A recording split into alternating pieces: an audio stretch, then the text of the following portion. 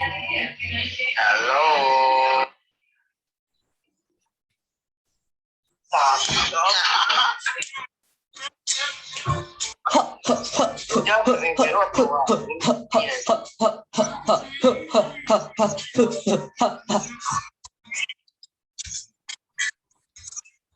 No motherfucker.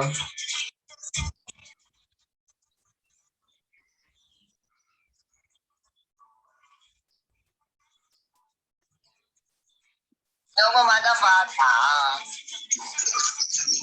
Everything we let no motherfucker. Yeah.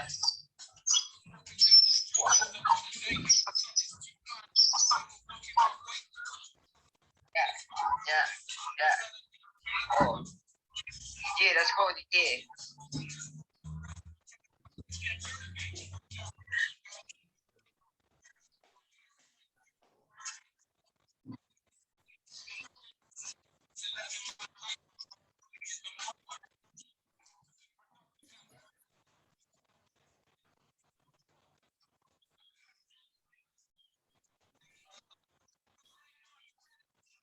Step back. Có gì?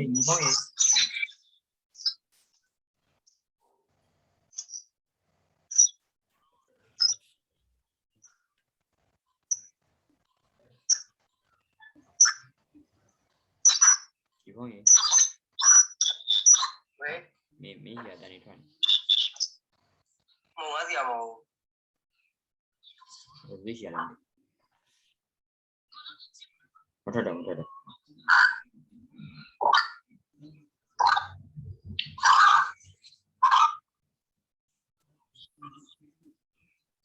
Mà rửa or mà đang đi thuần này qua. Nên nó just xin quá mình nó just ta là.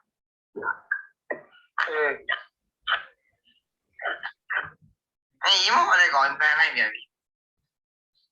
Chơi rồi, yếu rồi. Ý mà mình chơi này. Để mình try là. Nếu cho nên là hàng năm Mai Aura Aura thì cái này nè, Aura đi cho nó sai lên rồi. Ok, được. Wow, con nhà rồi cho tao mà tụi toàn rồi cho cũng cho bạn ăn thầu nè.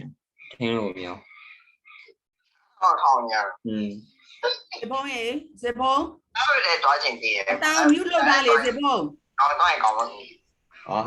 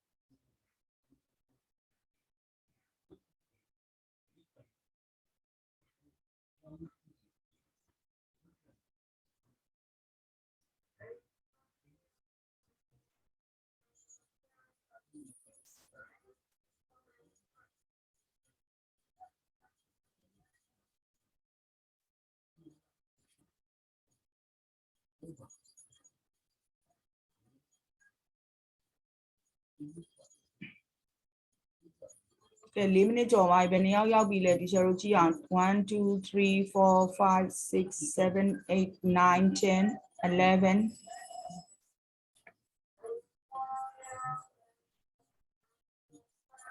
ကဲစမယ်နော်အဲ့ဒါဆိုဒီချာတို့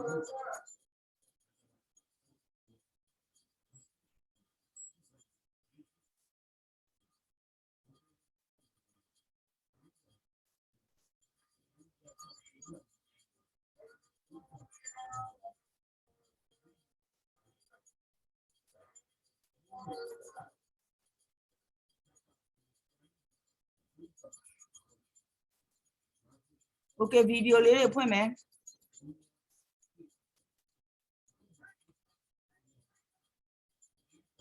video တွေဖွင့်မယ် video တွေဖွင့်မယ်ဟုတ်ပြီဒီဘက်ကသမီးတွေသားတွေကဖွင့်ထားတယ်အေချမ်းမို့သမီးလေး video ဖွင့်မယ်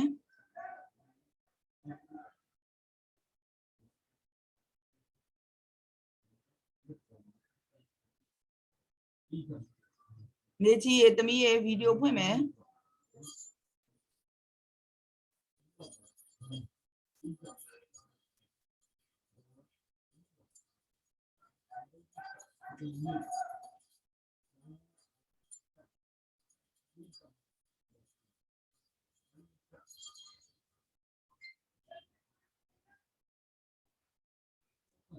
Okay ကဲစမယ်အဲ့တော့အရင်တစ်ပတ်က teacher သားတို့သမီးတို့ကို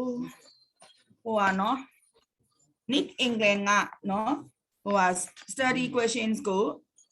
number 1 PB 2 PB ဟုတ်လားတို့စီသူဟုတ်လားဟုတ်တယ်နော်တာ Okay 1ရဲ့2ရဲ့ပြီးသွားတယ် 1ရဲ့2ရဲ့ပြီးပြီနော် Okay number 7ကိုအိမ်စာပေးထားတယ်လုပ်ပြီးကြပြီလား ဟုတ် လုပ်ပြီးပြီနော်ဟုတ် Okay အဲ့ဆိုဒီချာတို့အဖြေတိုက်ရအောင် number 7မှာခဏလေးဒီချာကြည့်မယ် Oh number 7 Okay number 7က first row မှာ final speed ဘယ်လောက်ရလဲဖြိုးစီသူ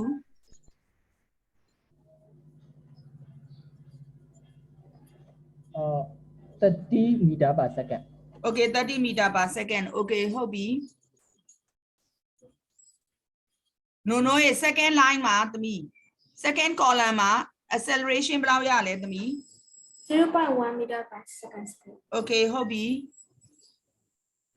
ကြော့တွဲလို့ရပြီအကြော့မဟုတ်ပါဘူးဟိုကဘာလို့လဲ Crystal သမီးဟိုဟာရပြီလားစာအုပ်ရပြီလား Crystal မရသေးဘူးဒီတစ်ပတ်တော့ရမယ်လို့ပြောတယ် ebook ရပြီလား ebook ကိုရှိလားသမီးစီမှာ Crystal ရေ ဟုတ်လည်းမရှိသေး မရှိ ဘူး ဘူးเนาะအဲ့ဒါဆိုသမီးကဘာမှလုပ်လို့မရသေးဘူးเนาะ Okay တန်တာသမီးလေးတန်တာတခြားကို third row က final speed ပြောပြပေးပါဘယ်လောက်ရလဲသမီး ကျေးဇူးစီ ebook ကလေသူတို့ download ဆွဲဖို့ link ပေးထားတယ်ဗျအဲ့ဒီကနေဆွဲရမှာ ဟလာတာဟိုဟာတာကြီးတခုရှိတာလေအန်ဒီစုစီကဟိုဥမာပြင် highlight လုပ်ဖို့ဟာတွေကြတော့ तू ebook နဲ့အဆင်မပြေဘူးတာကြီး ဟုတ်ပြီသူ့ကိုတော်တော်ဟိုပါပေါ့မနေ့ပြန်စပတ်ခါမှာရအောင်တော့လုပ်ပြီးမယ်လို့ပြောထားတယ်ဒီ Saturday ကနေမကောင်းလို့မထနိုင်ဘူးဒီရ ရတယ်တာကြီးရတယ်ဟုတ်ကဲ့ ဟုတ်အဲ့ဆိုရင်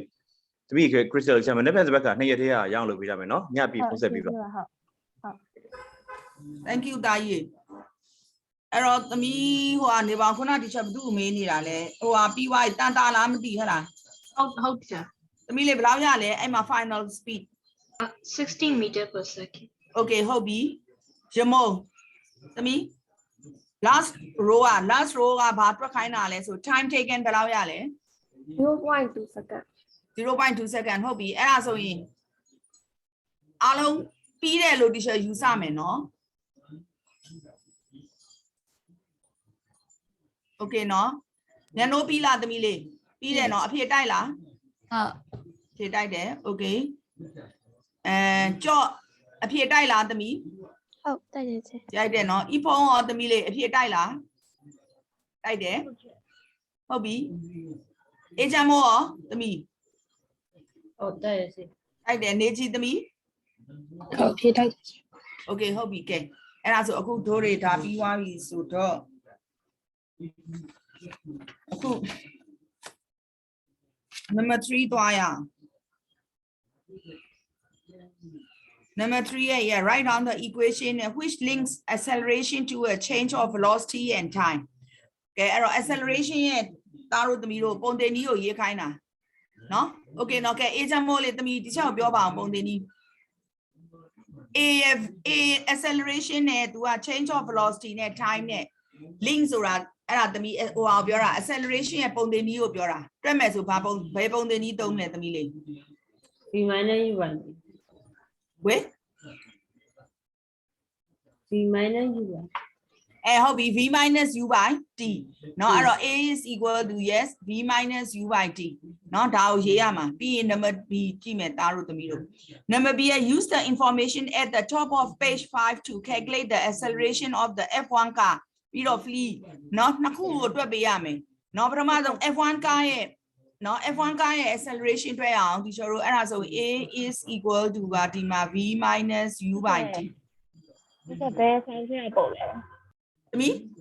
အဲ့ဒါဒီမှာလေအဲ့ teacher ပြောပါအောင်လား knit England ကိုဟိုဟာလေအလုံးလေးတွေနဲ့ဖတ်စာအုပ်လေသမီးလုံးလေးတွေနဲ့ဖတ်စာအုပ်ရဲ့ page number 5ကိုဖွင့်လိုက် page number 5မှာဒီဟိုအပေါ်မှာပါလေအဲ့ကောင်ဘာကောင်လဲမသိပဇင်းလားပါလေအဲ့လိုမျိုးကောင်ကြီးနဲ့လေ acceleration ဆိုပြီးတော့ဒီလို 1.2 acceleration ဆိုအဲ့ဒီမှာတွေ့လား တွေ့ပြီနော်သမီးတို့သားတို့ okay အဲ့မှာကြည့်သူက starting from the grid a formula 1 car reaches a speed of 30 meter per second after 2 seconds အဲ့ဒီကောင်ရဲ့အခု formula 1 car ရဲ့ teacher တို့က acceleration ကိုတွက်ပေးရမှာနော်အဲ့ဒါဆိုလို့ရှိရင်သူက v တန်မိုးဘယ်လောက်ရှိမယ်ထင်လဲတန်တာ ချက်ဘယ်အလဲမသိဘူးချာသမီးလိုင်းကြနေလို့ချာ อ๋อအေးဟုတ်ပြီသမီး textbook လေ Nick England ရဲ့ author နာမည်က Nick England အဲ့ textbook ကနော်သမီးလေး page number 5ကိုဖွင့် ဟုတ်ချာ အဲ့မှာ 1.2 ဆိုပြီးတော့သူက subtitle နဲ့ဒီမှာ acceleration ဆိုပါတယ်သမီးလေးတွေ့လား ဟုတ်ပဲ အေးအဲ့ဒီအောက်မှာ starting from the grid a formula 1 car reaches a speed of 30 meter per second after 2 seconds တွေ့လားသမီးလေးအဲ့ဒါ number 5 line sir sorry ဗာလဲသမီး number အခု teacher တွက်နေတာလား ဟုတ်ချာ အခု teacher တွက်နေတာ3ရဲ့ b ကိုတွက်နေတာ 3b 1ကိုတွက်တာဒါပေမဲ့ဒါသမီး refer လုပ်ရမှာ page number 5ကိုဖွင့် ဟုတ်ချာ တွေ့ပြီလားအဲ့မှာဘာကောင်ကြီးလဲမသိကွာပိုးဟတ်လိုဘာလိုကွာနောက်ဒီဘက်က formula 1 drift car ရှိရယ်ကွာ formula 1 car ရှိရယ်အဲ့အပေါ်ကစာကြောင်း2ကြောင်းရှိတယ်နော်အဲ့မှာ तू က starting from the grid a formula 1 car reaches a speed of 30 meter per second after 2 seconds အဲ့ဆို v တန်မိုးဘယ်လောက်ရှိမလဲ 30 30ဟုတ်ပြီ u ရော u 0 0 right မှန်တယ်နော်စထွက်မှာဟုတ် तू ဟုတ်ပြီနော် time taken ဘယ်လောက်လဲ time take 2 seconds 2 second အဲ့ဒါဆိုရင်အခုဒီမှာ teacher တို့ကဒါ15 meter per second square ရပြီဒါ formula 1 car အတွက်နောက်တစ်ခုကကြော flee တဲ့သူ့အတွက်ကို teacher တို့တွက်ရမယ်နော် a is equal to ဒီမှာ2ပဲ v minus u by t ကဲဟိုပါရမုံဟိုပေါ့မြန်နိုးပြောစမ်းမအောင်သမီးလေးအဲ့ဒီမှာ v တန်မိုးဘယ်လောက်လဲ 1 ဟမ် 1 သမီး ချာ no ကြည့်အောင်လေသမီးကြည့်အောင်လေအော်1 meter per second လေးဟုတ်တယ် sorry 1 minus u ဘယ်လောက်လဲသမီး 0 0ဟုတ်ပြီ time taken 0.001 ချက် 0.001 ဟုတ်ပြီကဲတွက်ကြည့်ပါအဲ့ဒါ acceleration ဘယ်လောက်ထွက်လဲ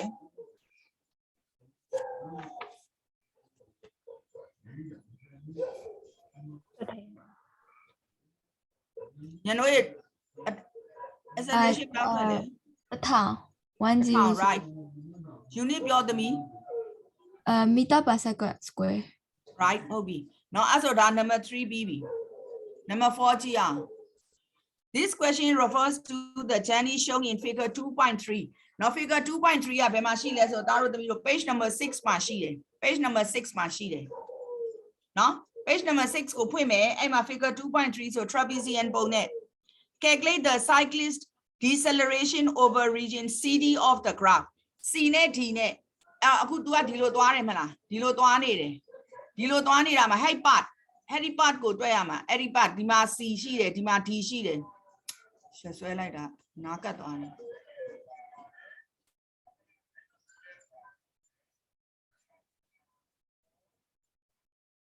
နော် तू ကဒီလိုလေဒီလိုဆွဲထားတယ်ဒီလိုဆွဲထားတာမှာဒီကောင်က A ဒီကောင်က B ဒီကောင်က C ဒီကောင်က D အဲ့တော့ CD part ဆိုတော့ဒီကောင်ဒါ deceleration မှာအောက်ကိုကျသွားပြီဆိုတော့ teacher တို့က heavy part ကနော် heavy part ကဟို deceleration ကိုတွက် acceleration ကိုတွက်ရမှာလားဘာရေးထားတာဟုတ်တယ် deceleration okay ကဲတားတို့သမီးတို့ဘယ်ပုံသင်ကြီးသုံးမလဲဟိုပြောစီသူကတော့ရှိတယ်နေ ခုနဇေဖုံးငါတွေးလိုက်တယ်ဇေဖုံးရှိလားဇေဖုံးမရှိတော့ဘူးအောင်ကောင်းမြတ်ရှိတယ်အောင်ကောင်းမြတ်ပြောသားဟဲ့တာဘယ် formula သုံးမလဲ deceleration တွက်ဖို့အတွက်အောင်ကောင်းမြတ်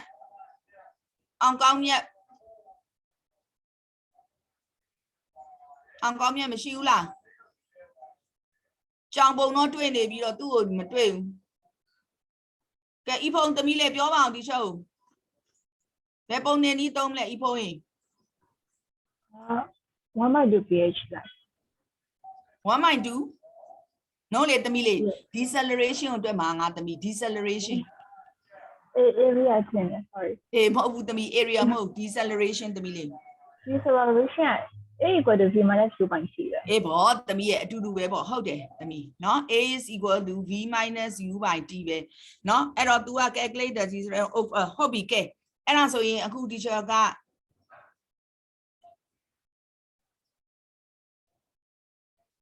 နေကြည့်သမီး V တန်မိုးဘယ်လောက်လဲအဲ့ part မှာ V တန်မိုး final velocity ဘယ်လောက်ရှိလဲနေကြည့် 12 no 12 is the initial velocity သမီး तू ကဒီကနေဒီကိုကြာတယ်ဆို heading နေရာမှာရှိတဲ့ကောင်တွဲရမှာဘယ်လောက်လဲ 0 minus ဟုတ်ပြီရမို့ initial velocity ဘယ်လောက်ရှိလဲသမီးလေး okay စနစ် okay ဟုတ်ပြီ time taken ဘယ်လောက်ရှိလဲဖြိုးစီသူ 4 second teacher 4 second အဲ့ဒါဆိုရင်အခုဒီမှာဘယ်လောက်ရလဲ -3 meter per second square ရတယ်ဒီမှာတွေ့လားဒီကောင်ဒီ deceleration မလို့ဒီမှာတွေ့လား minus ကြီးနဲ့ထွက်လာတယ်เนาะဒီမှာသားတို့သမီးတို့ minus နဲ့မထွက်ရင်အဲ့ဒါမင်းတို့တွက်တာမှားပြီเนาะဟုတ်ပြီလား okay เนาะကဲဟုတ်ပြီဒါ number 4ရဲ့ A ပြီးတော့ number B use the area under the graph to calculate the distance covered during the whole journey ဒီကနေစားထွက်မယ်ဒီလိုသွားမယ်အဲ့ဒီအထီကို the whole journey ရဲ့ distance travel ကိုတွက်မယ်ကဲဘယ်လိုတွက်မလဲခဏလေးယောက်ျားလေးကဖြိုးစီသူတယောက်ပဲရှိအောင်ကောင်းခန့်ရလဲအတန်မတွက်နိုးရဲ့သမီးနိုးပြောတဲ့သမီးလေး distance travel 1 might do into E plus V into H အေးဟုတ်ပြီเนาะဘာဆိုတော့ तू က velocity time graph ဖြစ်တဲ့အတွက်ကြောင့် area under the graph နဲ့တွဲရမယ်အဲ့ဒီမှာဒီပုံဒီ trapezium ထွက်တဲ့အတွက်ကြောင့် 1/2 A plus B into H okay ဟုတ်ပြီ 1/2 crystal ကမေးလို့မရအောင်เนาะခဏလေးနေကြီးသမီး A တန်မိုးဘယ်လောက်လဲ teacher can နေကြီးA တန်မိုးကဗန်သမီး page number လား no จะပုံကြည့်နေ A ပုံကြည့်သမီးကြည့် 20 20ဟုတ်ပြီ B ဘယ်လောက်လဲသမီး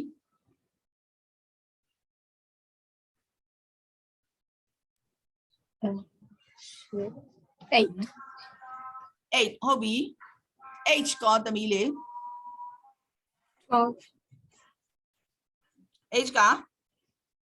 12 okay ဟုတ်ပြီကဲအဲ့ဒါရှင်းမယ်ဟေ့ဘယ်လောက်ရလဲရှင်းကြည့်ပါဒီချက်အဖြေလေးတစ်ယောက်တစ်ချက်လောက်ပြောပါ 168 168 okay ဟုတ်ပြီ unit ပြောမယ်သားတို့သမီးတို့ meter meter okay ဟုတ်ပြီရပြီเนาะပြီးတော့ number C ကိုကြည့် number C က calculate the average speed over the whole journey တဲ့ကဲဒီ the whole journey ကြီးမှာသွားမယ် average speed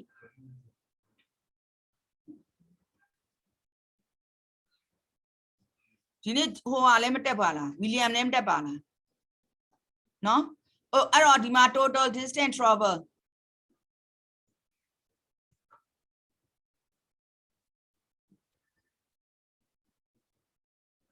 ဒီမှာ total time taken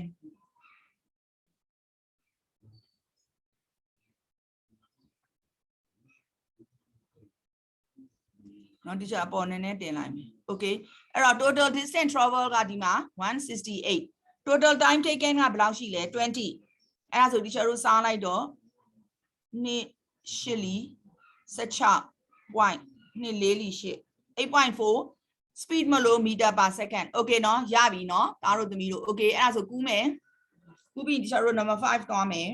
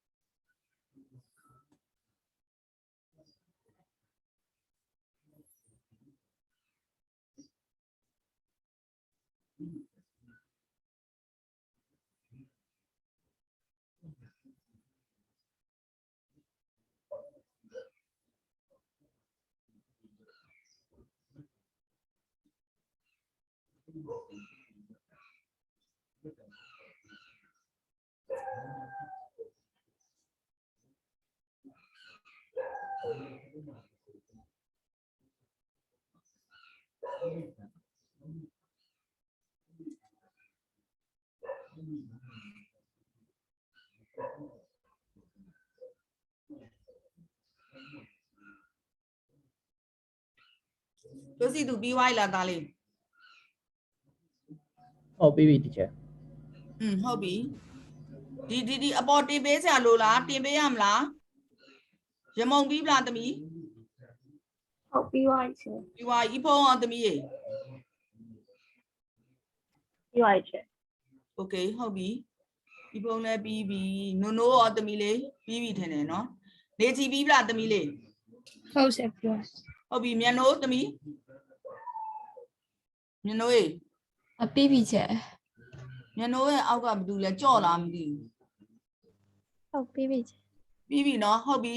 သမီးဟိုဟာခရစ်စတယ်သမီးလိုက်ကူးထားလိုက်လေသမီးလေး ဟုတ်ကူးထားတယ်ဟုတ် အေးကူးထားပြီးပြီလားသမီးလေး ဟုတ်ပြီးပြီရှင် အေးချမ်းမို့ရောသမီး ပေးပြီချက် ပြီးပြီနော်အဲ့ဒါဆိုဒီချက်ဖြတ်တော့မယ်နော်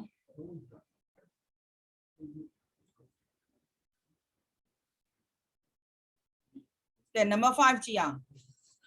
number 5 the table shows that how the speed in meter per second for a Formula 1 racing car changes as it accelerates away from the starting grip at the beginning of the grand prize ဒါကြီးထားလိုက်တော့ number A ကသားတို့သမီးတို့ plot လုပ်ရမယ်ကဲအဲ့ဒါ graph ဆွဲရတော့မယ်နော် तू ကဒီမှာသားတို့သမီးတို့ table ပေးထားပြီဘာ graph ဆွဲရလဲဆို speed time graph အဲ့တော့သမီးတို့သားတို့က time မှာဘာထားမလဲဆိုလို့ရှိရင် time ကို x-axis မှာထားမယ်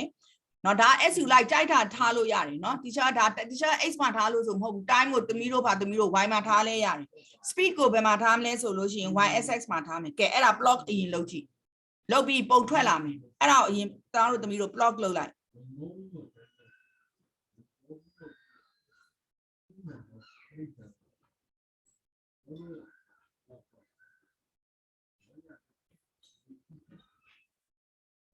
scale ကိုသမီးတို့တေးချယူမယ်နော်ဟိုအတိအကျလေးဆွဲပါနော် graph စာရွက်နဲ့မသုံးရတဲ့အတွက်ကြောင့် teacher တို့က scale ကိုအတိအကျဆွဲမှရမယ်နော်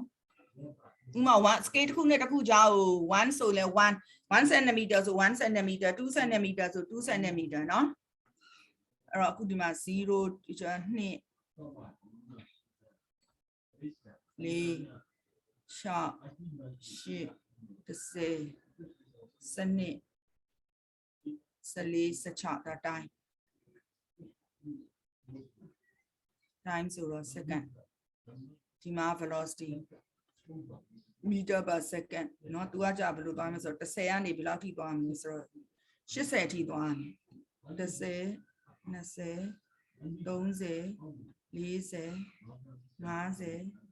40 50 60 90 80 80သွားတော့110 220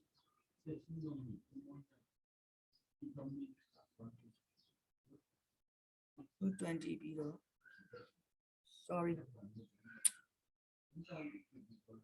ဒီကောင်က2468နဲ့သွားနေတယ်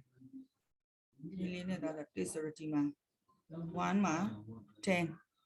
ပြီးသွားတော့2မှာ20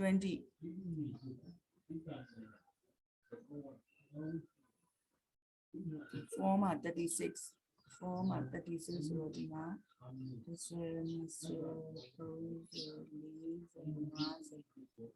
မှာ36ဆိုတော့ဒီမှာ30လောက်တော့ရှိမှာပေါ့နော်ပြီးသွားတော့6မှာ49 6မှာ49ဆိုတော့ nearly 50ပ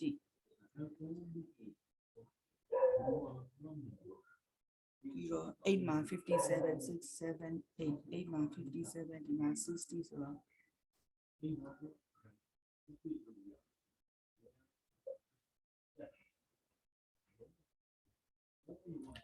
မှာ12 10မှာ64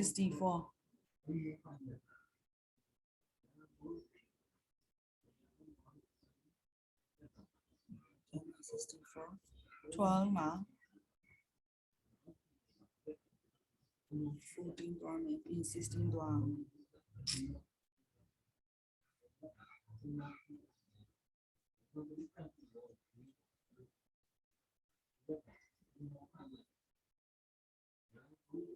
12မှာရမယ်14မှာ72ဒီကောင်က70ပ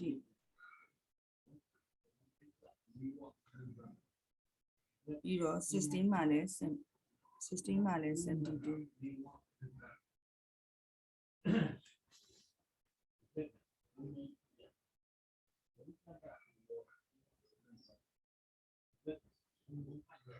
ဒီပုံရလား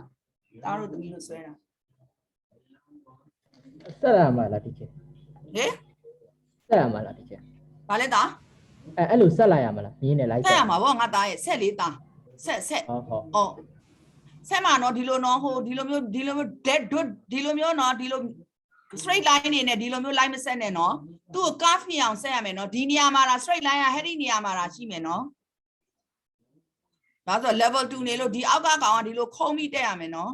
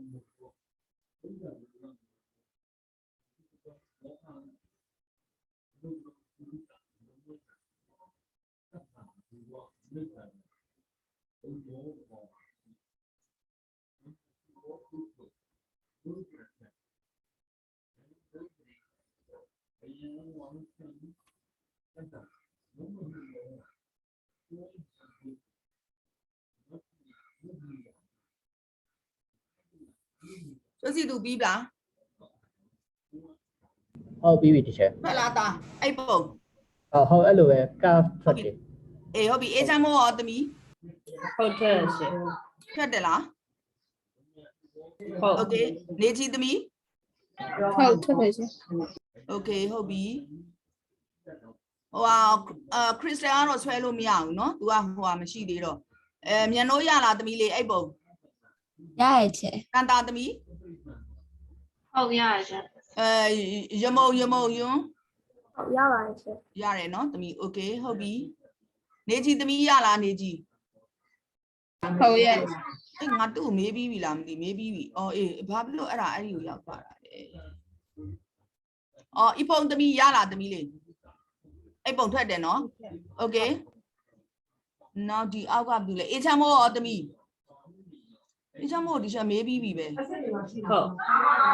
နေချီနေပေါ့ငါလည်းဘာတွေဖြစ်ကုန်ပြီတန်တာသမီးလေးရလား ဟုတ်ရှင် ဟုတ်ပြီအပုံလည်းမေးပြီးပြီရမုံလည်းမေးပြီးပြီနိုးနိုးပဲရောက်သွားလည်းမသိဘူးနိုးဤဖုံးပြီးတော့နိုးရှိသေးလားယင် line မှာ class ထဲမှာရှိဦးထင်တယ် okay เนาะကဲအဲ့ဆို okay ဒါရပြီเนาะရပြီဆိုရင် teacher တို့ကဘာလုပ်ရမှာလဲဆို number 5ကဲ B ဒါဒီကောင်က A เนาะ number 5ပဲ B use your graph to calculate the acceleration of the car at 12 seconds car at 16 second ကဲ16 second မှာရှိတဲ့ acceleration ကို teacher နှစ်မျိုးပြောမယ်တစ်ခုကပုံကိုကြည့်ပြီးလဲပြောလို့ရတယ်နောက်တစ်ခုက calculation ဘိုင်းလဲရမယ်ကဲပုံကိုကြည့်ပြီးပြောရင်အဲ့ဒါ acceleration ရှိလားမရှိဘူးလားတန်တာသမီးလေး ဟုတ်ရှိရဲ့ရှင် acceleration ရှိရဘယ်လောက်လဲသမီး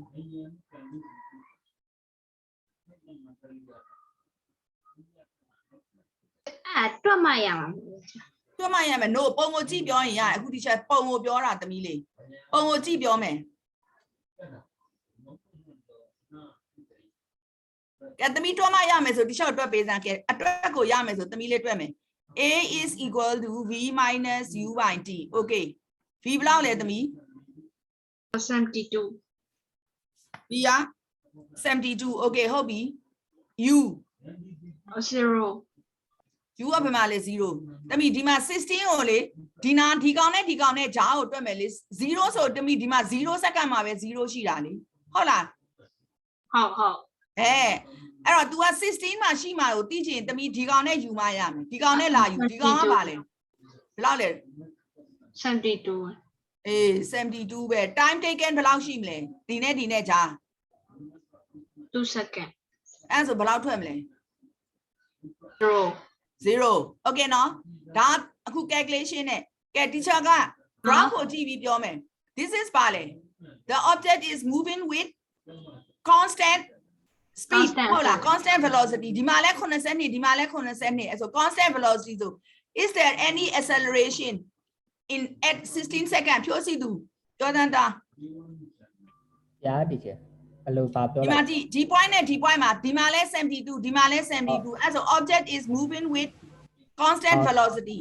so is there any acceleration in this point acceleration ရှိမလား no there is no acceleration no acceleration because the object is moving with constant velocity ဒီမှာအခု teacher တို့ calculation နဲ့တွေ့ရင်လဲ0ပဲတွေ့လားအဲ့တော့ကြိုက်တာရေးလို့ရတယ်နော်နှစ်ခုရေးလို့ရတယ်ဒီမှာအခု yes ပြော အားမို့ရဟုတ် ဟော သမီးကနကကြည့်အောင်မဟာဝါသမီးကဟွာပါလေ graph တစ်ခုအောင်ပြောရထင်တော့ ဟောအေးပါသမီးရတယ်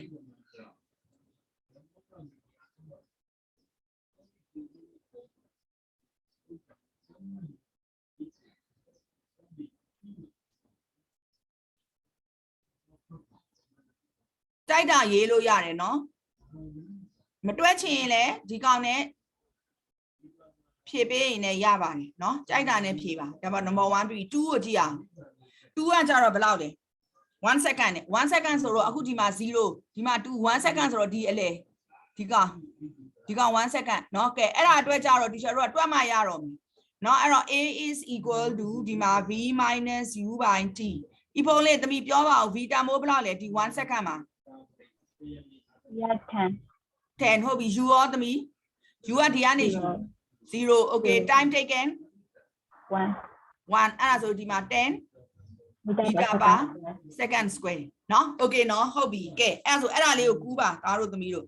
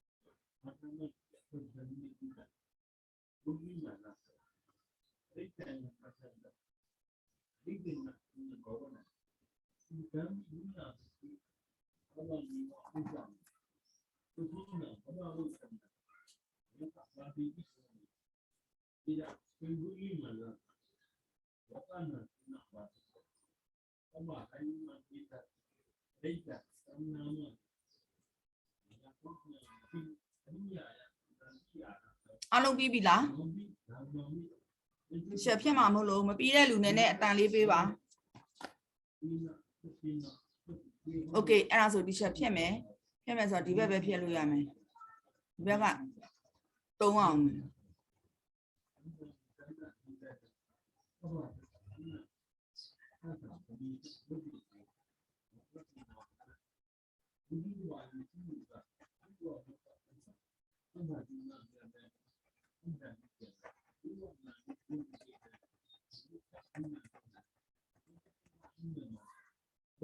Okay, number COT calculate how far the car has traveled after 16 seconds or D ကနေပြီးတော့ DT မှာ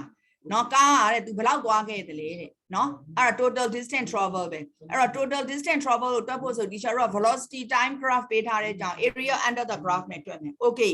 တို့တော့ဒီမှာကျန်သားတို့သမီးတို့ဓာကြီးကဒီလိုကြီးခုံခုံကြီးတက်နေတယ်တွေ့လားဒီမှာပဲ straight line ရှိတာเนาะအဲ့တော့ teacher တို့ကဘာလုပ်မလဲဆိုရင်ဒီမှာဒီကောင်ကဘယ်မှာလဲ14เนาะအဲ့14ကနေပြီးတော့ဒီလိုအောက်ကိုဆွဲချလိုက်ပြီးတော့ဒီကောင်ကို teacher တို့ approximate ပဲယူလို့ရတော့မယ်ဒီလိုမျိုးအဲ့လိုမျိုးပိုင်းလိုက်ဒီမှာတစ်ခုဒီမှာတစ်ခုเนาะ graph မှာအဲ့လိုပိုင်းလိုက်เนาะဘာလို့ဆိုတော့ဒီကောင်ကြီးက curve ဒီလိုခုံခုံတက်နေတဲ့အတွက်ကြောင့် teacher တို့ကဒါကိုဒီလိုပိုင်းချလိုက်အဲ့ဒါဆို total distance travel ကိုလိုချင်တယ်ဆိုရင် teacher တို့က1 area နဲ့ 2 area နဲ့ကိုပေါင်းရမယ်အဲ့တော့1 area ကဘာဖြစ်နေလဲဆိုရင်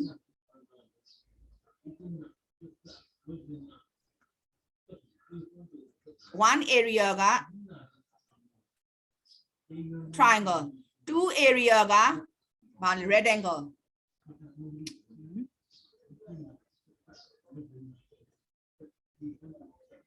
အဲ့တော့ဒီကောင်1 area ဆိုရင်ဒီကောင်က half into base into height ဒီကောင်က length into width ကဲတွက်ကြည့်စမ်းသားတို့သမီးတို့တွက်ပြီးဒီချက်နဲ့အဖြေတိုက်မယ်နော်ဒီမီးတို့သားတို့နည်းနည်းလေးတစ်ဖြည်းဖြည်းနဲ့လှုပ်ကြည့်လိုက်မယ်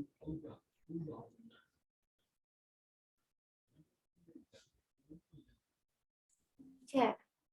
အေးသမီး ဟိုဒီလို area ဒီ three can area မရှာဘဲနဲ့ဟိုလိုတော့လို့ရတာချက်ဟို total distance equal to average speed in total time အဲ့လိုရ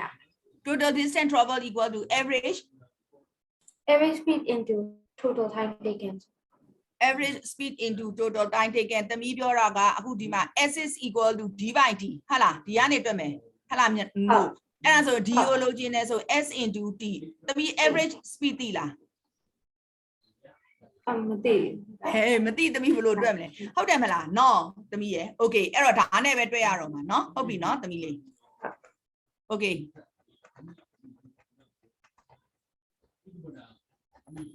而且အဲ့ဆိုနှစ်ပိုင်းခွဲလိုက်တာပေါ့1နဲ့ ဟုတ်တယ်သမီးနှစ်ပိုင်းခွဲလိုက်တာနော်ဒီကောင်ကြီးကတစ်ပိုင်းပြီးရင်ဒီကောင်ကတစ်ပိုင်းဘာလို့ဆို तू ကလုံးဝ triangle လည်းမဟုတ်ဘူးသမီးရယ်လုံးဝ rectangle လည်းမဟုတ်ဘူးเนาะလုံးဝဟို trapezium လည်းမဟုတ်ဘူးအဲ့ဒါကြောင့်ဒီချက်တော့အဲ့လိုမျိုးပုံနေဆိုသမီးအဲ့လိုအပိုင်းနာခွဲပြစ်เนาะအပိုင်းခွဲပြစ်ပြီးသွားမှရမယ်เนาะ okay ဒီနေ့ယောက်ျားလေးကဖြိုးစီသူတယောက်တည်းတက်တာမလီထုတ်ခေါ်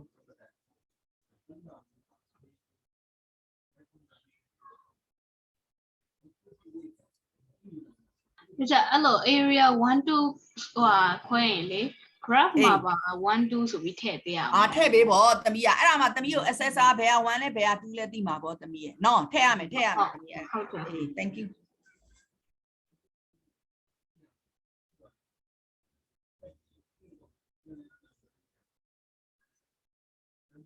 986 teacher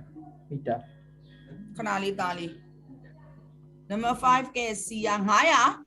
576 576 576မရဘူးနော်ဒီချက်တွေ့တာ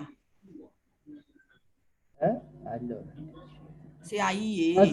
sorry မလို့ teacher sorry 648 648 right မှန်တယ်ပြန် check လုပ်ပါဖြည့်တွေ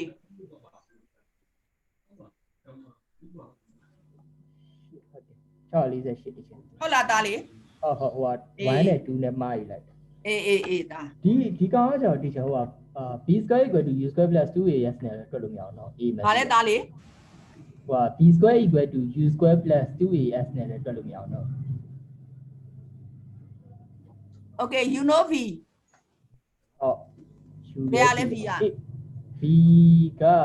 final velocity က72ဖြစ်ပါ ဟုတ်ပြီ u ကရော u က0ဖြစ်ပါဘူး grad တစ်ခုလုံးပဲ you know a a မသိဘူးလေအဲ့ဒါကြောင့် a သားရဲ့ a လည်းမသိဒီ s လည်းမသိဘူး ဟို s ကရှာမှာလေ teacher total distance s ကဘယ်ကရှာမလဲအော် s ကရှာမှာ s ကရှာမှာ a မသိရနော်အဲ့တွက်လို့မရအောင် hello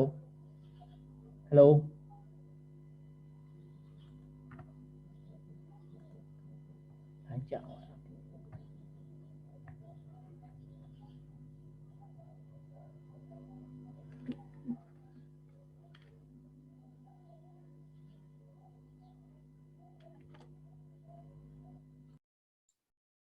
ဒီချက်မရှိရောလား လိုက်ထသွားတယ်ဒီချက်အတမ်းမကြားတော့ဘူးလားနင်တို့လေ ဟုတ်မကြားရ line ထက်သွားတယ်ဒီ line ကျသွားရင်းပြတ်သွားပြီ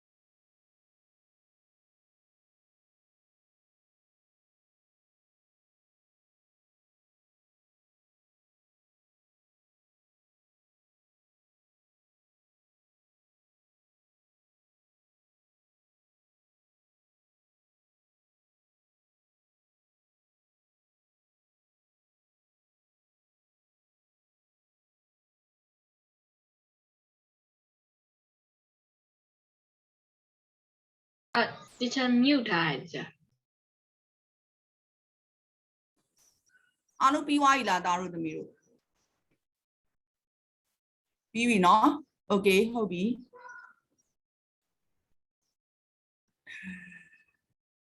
အင်တာနက်လိုင်းကြောင်သွားလို့ဒီချက်ပုံပေါ်နေပါလားဟဲ့ဒီချက်ပုံပေါ်နေတယ်เนาะဒီချက်ပုံအရန်လှเนาะပုံပေါ်နေတယ်โอเคကဲထားပါတော့ကွာပြန်မလုပ်တော့ရှုပ်တယ်ပေါ်စီတော့နော်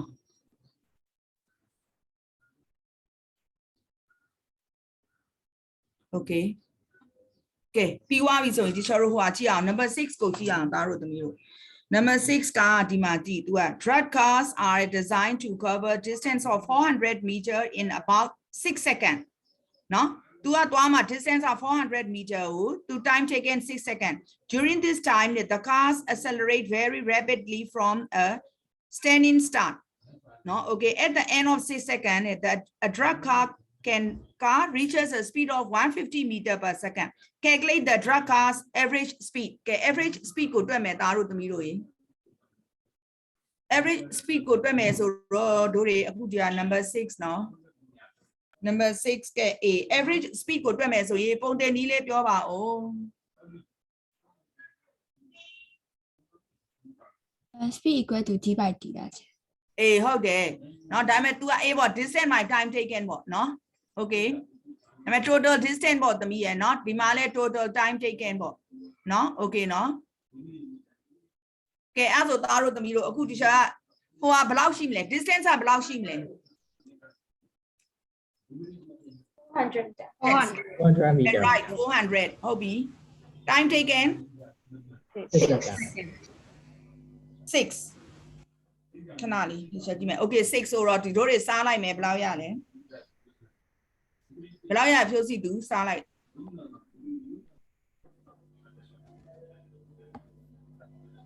66.6666 right ဟုတ်တယ် 66.66 or 66.6 ပေါ့နော် meter per second ရပြီ okay ပြီးသွားတော့တစ်ခါပါတယ်လေ तू က calculate that its average acceleration ကဲ acceleration တွေ့ရအောင်ဒါတို့သမီးတို့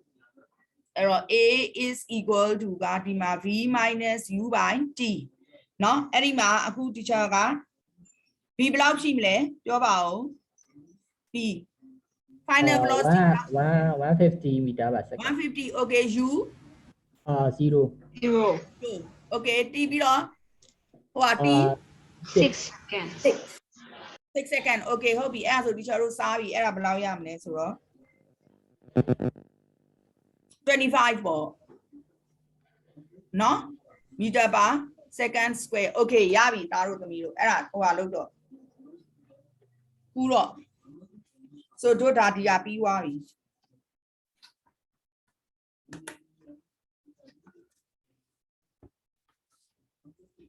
teacher question miss ရှိလို့ဟိုကလေအဲ့တကယ်ဆောင်မှုဝဲမှာလေ distance by time တိတ်ကြအောင်မထည့်လို့ရလား ထည့်ပေးသမီးမထည့်ရင်အဲ့မှာသမီးကိုအမှတ်ပေးရင်အဲ့မှာယော့သွားလိမ့်မယ်နော်ဘာလို့ဆိုတော့ teacher တို့ကဘယ် formula ကိုသုံးတယ်လဲဆိုတဲ့ဟာလေးကထည့်ရမယ်သမီးနော်ဟုတ်ပြီလားနော်ညတို့ဘာလို့ဆိုတော့ဒီမှာတချို့ assessor ဒီမှာအမှတ်ပေးတယ်ကွယ်တချို့ assessor အမှတ်မပေးဘူးကွယ်အမှတ်ပေးတဲ့ assessor နဲ့ဆိုသမီးအဲ့ဒါမထည့်လိုက်ရင်သမီးအမှတ်ယော့သွားပြီပေါ့သမီးရဲ့နော်ဟုတ်ပြီလား အဲ့လို D by D ပဲထည့်လို့ရ ရတယ်ဒီပိုင်းတီနဲ့ထည့်ရတယ်ဒီကုန်ရတယ်သမီးလေးပြီးရင်ငါသားတွေသမီးတွေရဲ့အရေးချင်းကိုစမ်းတတ်တော့အားဖြင့်ပြီးသွားရင်ပြောအားလုံးပြီးရင်ပြော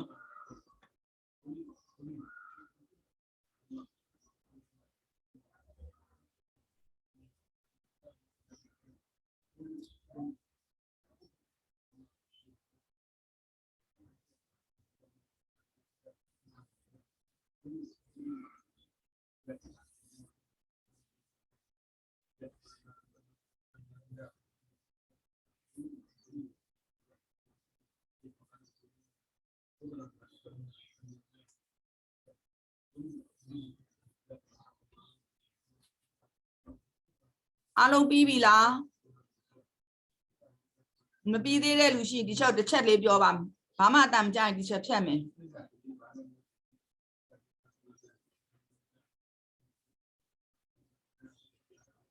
အားလုံးပြီးပြီထင်တယ်နော်ဒီချက်ဖြတ်ပါပြီ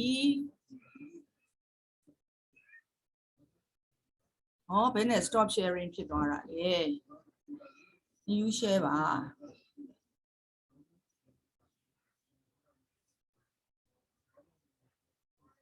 okay ကဲသားတို့သမီးတို့ရေပြီးဒီချက်လေးအိမ်ဟို homework သားတို့သမီးတို့ပေးမယ်ဆရာကောင်းပေးထားတဲ့အထက်မှာဒါရှိတယ်ဒီစာအုပ်เนาะဒီဟာကအမှန်တော့ Cambridge စာအုပ်เนาะ edit ဇော်တော့မဟုတ်ဘူးသို့တော့ဒီချက်တို့ကဘာပဲဖြစ်ဖြစ်ပုံစာကိုများများတွက်လေကောင်းနေမို့လို့အဲ့ဒီတည်းကပုံစာကိုဒီချက်တို့တွက်မယ်เนาะတွက်ဖို့အတွက်ကိုသားတို့သမီးတို့ကိုဒီချက် Google Classroom မှာတင်ပေးပါမယ်เนาะ तू က end of chapter questions อ่ะ page number 28မှာရှိပါတယ်သားတို့သမီးတို့เนาะ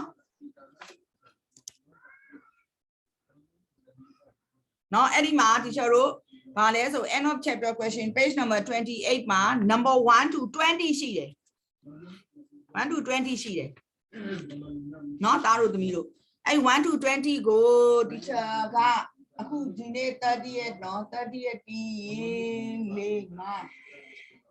17ရက်နေ့မှာဒီချက်ကို deadline မှာเนาะ17ရက်နေ့နောက်ဆုံးထားပြီးတော့ဒီချက်ကို Google Classroom မှာပြန်ပြီးတော့ထပ်ပေးပါเนาะဟုတ်ပြီเนาะအဲ့ဒါကိုဒီချက်ဟိုမှာnext month 11ကိုပြောတာ next month 17ရက်ကိုပြောတာ December 17လေးသမီး December 17လေး အဲ့ဆိုနောက်လာပေါ့နောက်လာဒီနေ့နောက်ဆုံးနေဒီနေ့က end of November လေးသမီးဟုတ်တာပဲမေးပါဒီနေ့နောက်ဆုံးငါသမီးရဲ့ဟုတ်ပြီလားနော်ဟုတ်ပြီနော် okay ဒါဆိုရပြီဒါဆို Davidson ကိုထားလိုက်Davidson မဟုတ်ဘူးအဲ့ကောင်ဟုတ်တယ် Davidson ကိုအဲ့ဒါသားတို့သမီးတို့တွက်လိုက်တော့ကဲအခုတို့တွေဒါကိုပြန်သွားမယ်ဒီမှာ force တွေအကြောင်းသွားရအောင်ဒီမှာဒီစာအုပ်က force တွေကိုအရင်သင်မယ်ပြီးွားလို့ရှိရင်လိုမဲဟာတွေကိုဒီ chapter 1မှာလိုမဲဟာတွေကိုဒီချာတို့အဝါကဘာလုံးကြီးတွေကနေထည့်မယ်နော်ဟုတ်ပြီနော်ဒီကောင်ကပို့ပြီးတော့ဟိုဘယ်လိုပြောမလဲကောင်းလို့ဒီချာဓာတ်ကိုနော်ပို့ဟိုဟာလုပ်မယ်တင်မယ်သားတို့သမီးတို့ရယ်နော် 1.4 okay နော်အဲ့တော့ introducing forces အဲ့ဒါကိုတင်မယ်အခုရပြီလား textbook လေးတွေယူပြီးွားပြီလားကားတို့သမီးတို့ယူပြီးပြီထင်တယ်နော် okay အဲ့တော့ဒီကောင်က 1.4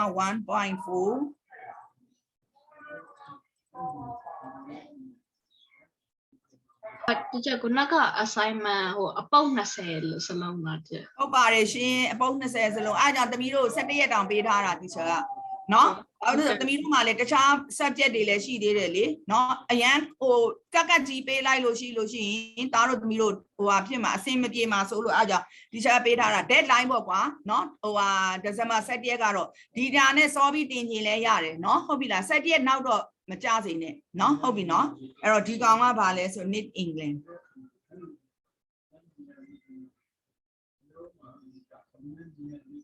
okay ကဲ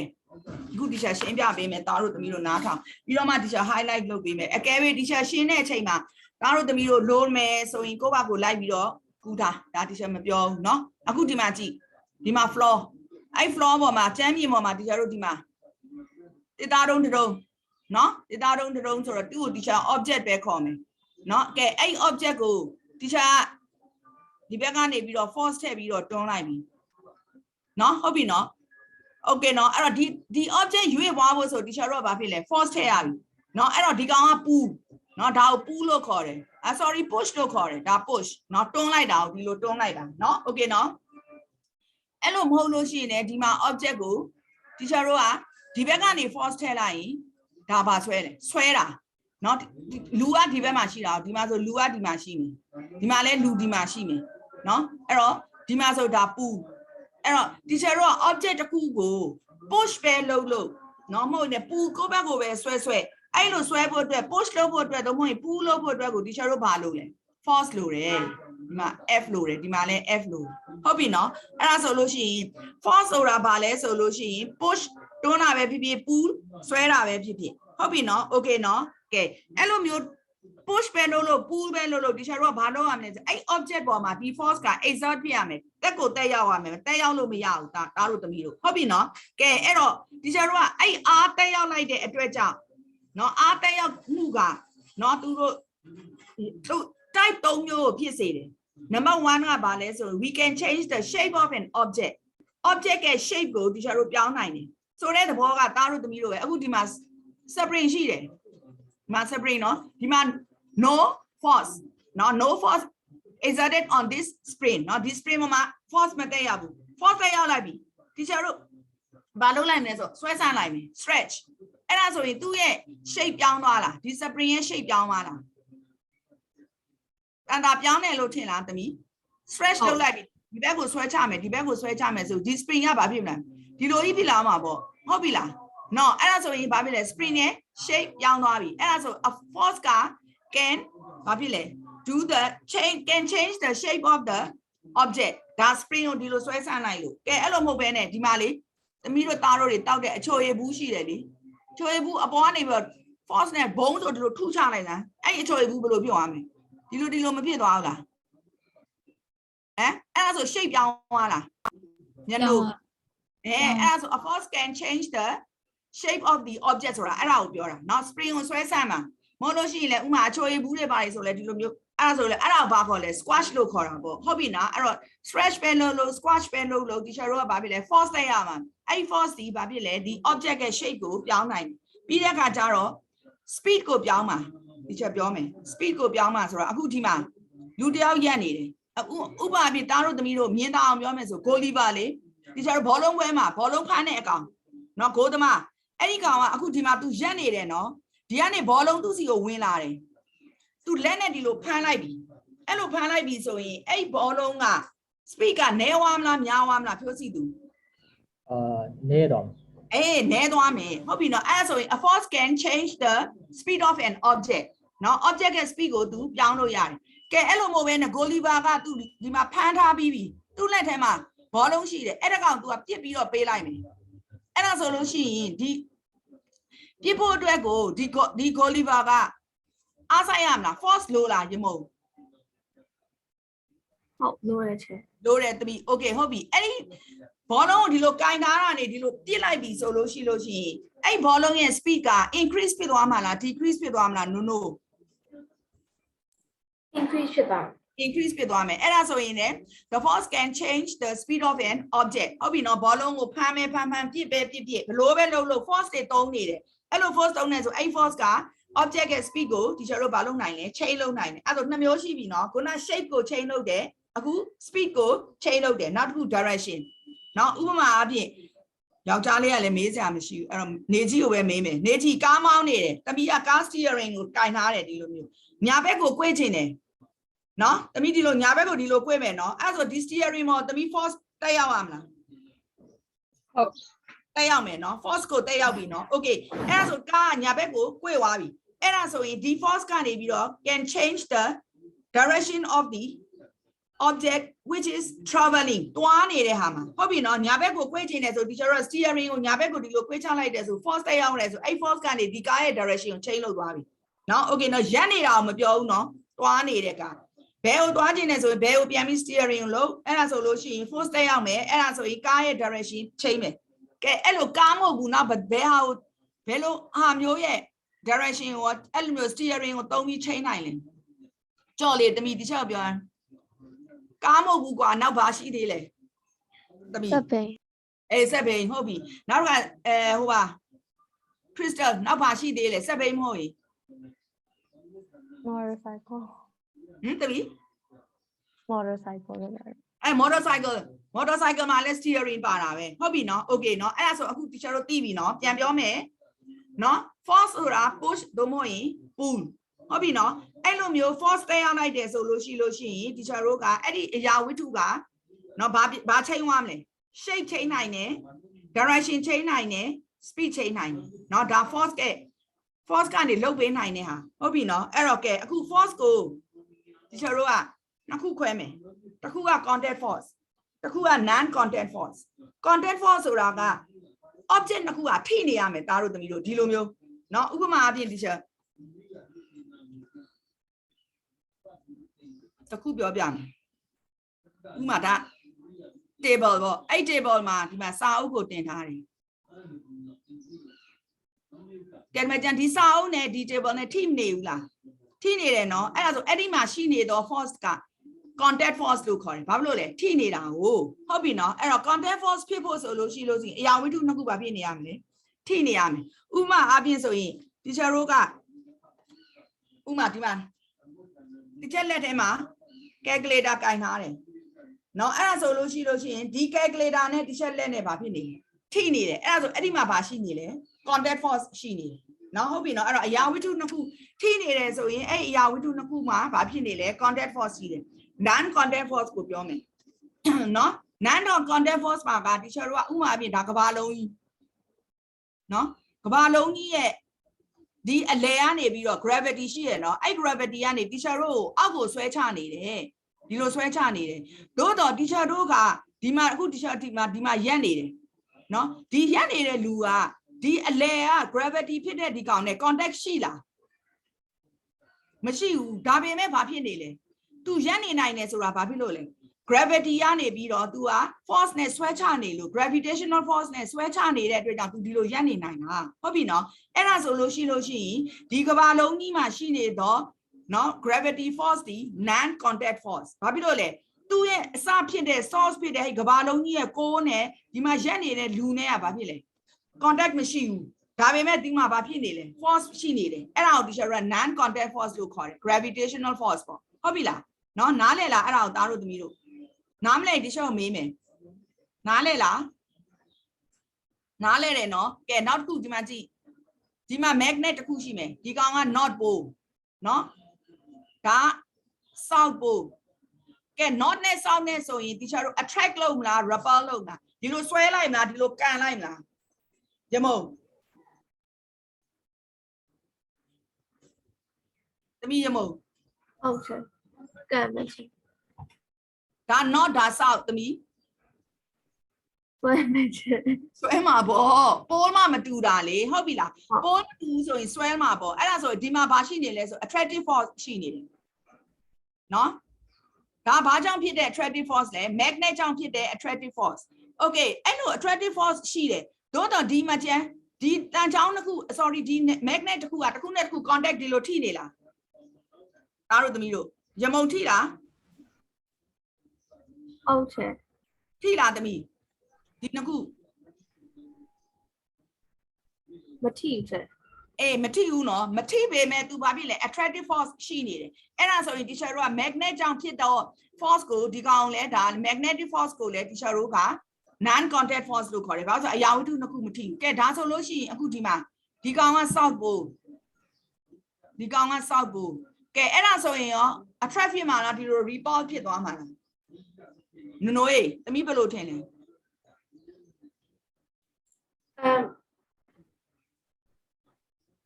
ကန်ထုတ် yes အဲ့သမီးကန်ထုတ်အောင်ပါအေးကန်ထွက်သွားမှာအဲ့ဒါ repulsion လို့ခေါ်တာပေါ့အဲ့ဆိုဒီမှာဘာရှိလဲဆိုဒီကျတော့ repulsive force ရှိတယ်နော်ဒါ repulsive force ဟုတ်ပြီနော်အဲ့ဆို repulsive force ဖြစ်တယ်ဆိုတော့ဒီကောင်ကလည်းဒါ force တစ်ခုပဲကဲအဲ့ဒီကောင်မှာရောဒီ south pole နဲ့ south pole နဲ့ထိနေလား crystal မထိဘူးမထိပေမဲ့သူ့မှာဗာမလဲ force ရှိတယ်အဲ့ဒါကို teacher က non contact force လို့ခေါ်တယ်နော် okay နော်ကဲနောက်တစ်ခုရှိသေးတယ်ဟိုလျှက်စစ်မှာလေ teacher တို့အဖိုနဲ့အမားနဲ့ဆိုတာရှိတယ်တားတို့သမီးတို့ကြားဘူးလားနော်ဝါယာချိုးတွေမှာဆိုအနီနဲ့အနဲ့နဲ့ကွာကဲအဖိုချင်းဆိုရင်တွန်းမလားဆွဲမလားဖိုးစီသူတွန်းမှာဘောနီတို့ယောက်ျားလေးအချင်းဆိုကြည့်လို့မရဘူးကွာဟုတ်တယ်မလားအဲ့ဒါအဖိုချင်းဟုတ်တယ်နော်မိန်းမလေးဆိုယောက်ျားလေးတဲ့ကြည့်လို့ရတယ်ဒီလိုပဲယောက်ျားလေးဆိုလည်း main clear ကြည့်လို့ရတယ်โอเคနော်အဲ့တော့အဖိုချင်းအမချင်းဆိုရင်သူတို့ဘာဖြစ်လဲတွန်းတော့မယ်အဲ့ဒါဆိုအဲ့လိုတွန်းဖို့အတွက်ကိုလည်း teacher တို့ဒါတားတို့သမီးတို့နောက်ပိုင်းကျတော့သိမယ် electricity မှာဒီလိုမျိုးဟိုဟာလေးတွေရှိတယ်အဲ့ particles တွေရှိတယ်ဒီ particles တွေကနေတည်တာကိုအဲ့တော့ဒီမှာဆိုဥပမာအပြင်ဆိုရင်ဒါ particles က3မျိုးရှိတဲ့အထက်မှာဒါ electron ဟုတ်ပြီနော်အဲ့တော့ electron ချင်းဆိုရင်ဘာဖြစ်လဲမျိုးတူတဲ့အတွက်ကြောင့်ကန်ထွက်သွားမယ်နော်အဲ့တော့သူ့ကြားထဲမှာတော့ electrical force ရှိတယ်သို့တော့ဒီ electrical force ကတစ်ခုနဲ့တစ်ခုထိမနေတဲ့အတွက်ကြောင့်ဒီကောင်ဒီ non contact force တကယ်လို့ electron နဲ့ဒါ electron ဒါ protonက plus အဲ့ဒါဆိုဒါအဖိုနဲ့အမနဲ့ဒါအဖိုဒါအမအဲ့ဒါဆိုဆွဲမလားဟိုကလုံးမလားခဏလေး teacher မေးမယ်ကြော့ရည်တမီပြောပါဦးဆွဲမလားတွန်းမလား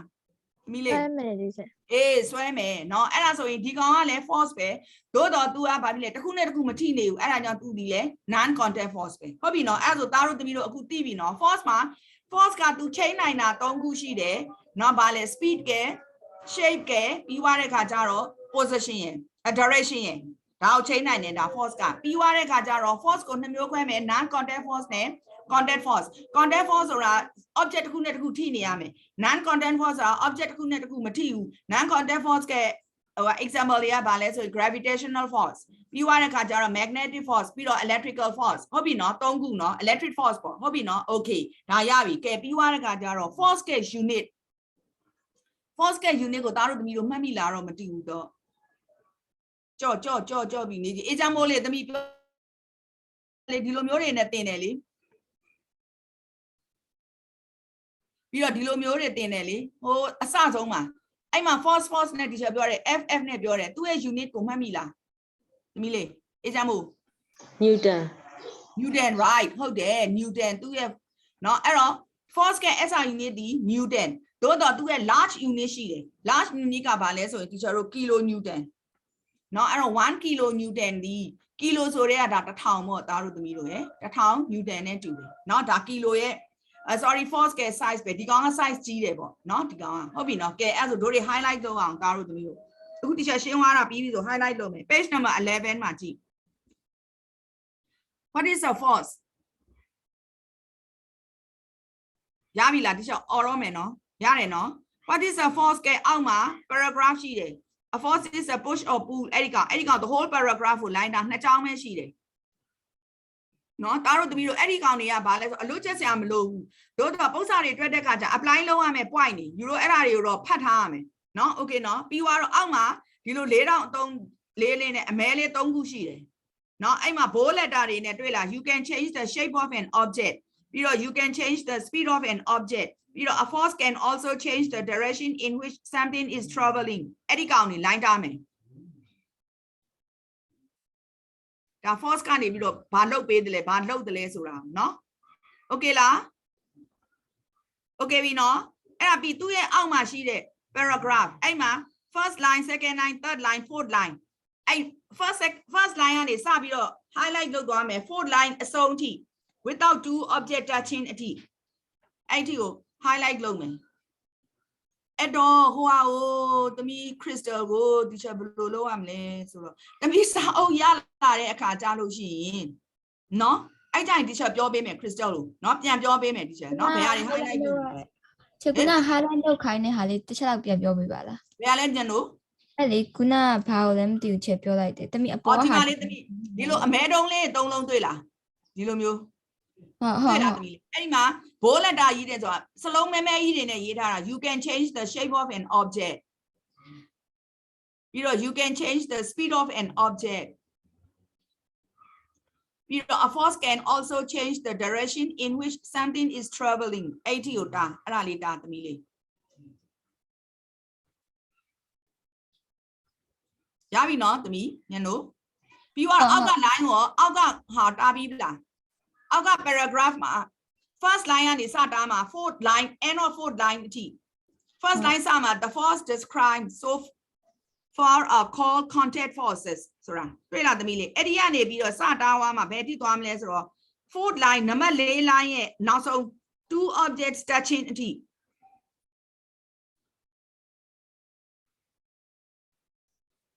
အဲ့ဒါ contact force နဲ့ non contact force ကိုတားတို့သမီးတို့ဒါတတိကိုစဉ်းစားဖို့အတွက်ကိုเนาะ okay เนาะသူ့ရဲ့ key point တွေပေါ့ကျန်တဲ့လူတွေရောရလားရမယ်ထင်တယ်ကျန်တဲ့လူတွေတော့တချို့ဘာမှမပြောရင်တော့ရမယ်ထင်တယ်เนาะ okay okay ဟုတ်ကဲ့တဲ့သမီးခဏလောက်သမီးဟိုဖြစ်လဲရလား toilet သွားချင်တာအော်သွားပါသမီးရဲ့သွားနိုးလားတန်တောင်ချအော်တန်တာသွားသမီးသွားရတယ်တစ်ချက်စောင့်နေမယ်သမီးပြန်လာတော့မှနောက်ထပ် highlight ပြန်လုပ်မယ်သမီးသွားပြန်လာရင်တစ်ချက်လေးအတန်ပြုတ်လိုက်ပါ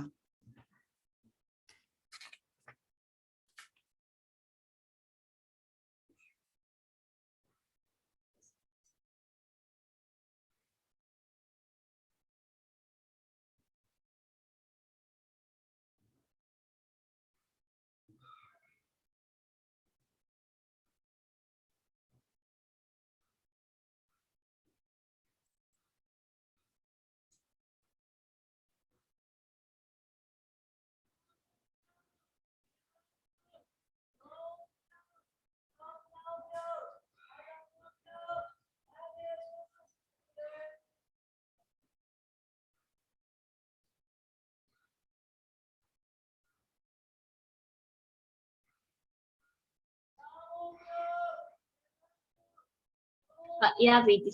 Okay, the mili. Okay, okay. My